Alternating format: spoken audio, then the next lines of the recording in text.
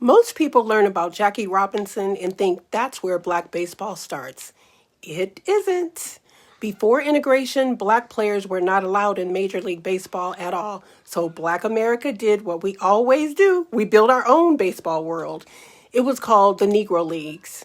And it wasn't small. It was packed. Stadiums were full. Entire communities came out dressed up like it was church and a picnic at the same time. These teams traveled constantly. They played in big cities and tiny towns. Sometimes they rode buses all night just to play the next afternoon. They slept where they could because many hotels wouldn't take them. They often had to eat after white teams were done, or they'd have to eat through the back door. But the talent?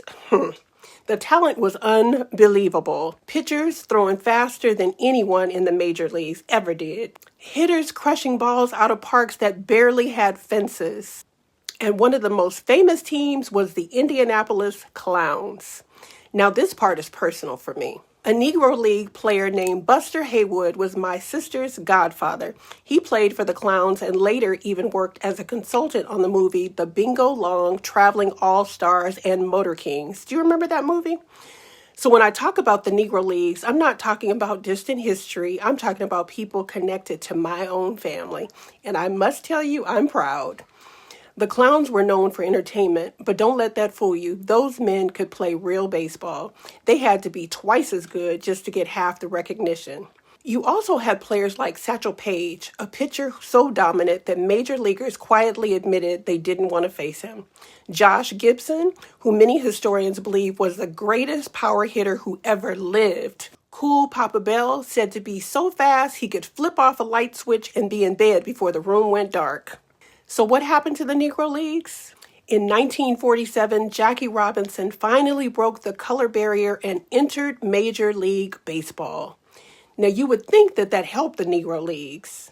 And in a way it did, but in another way, it destroyed them.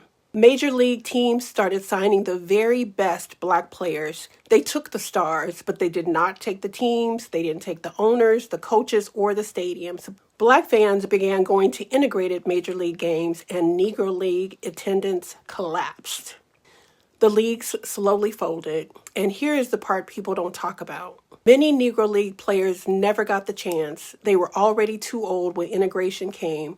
Their prime years had been spent locked out of the majors. So history remembers a few names, but thousands of incredible athletes never got recognition, contracts, or the pensions they deserved.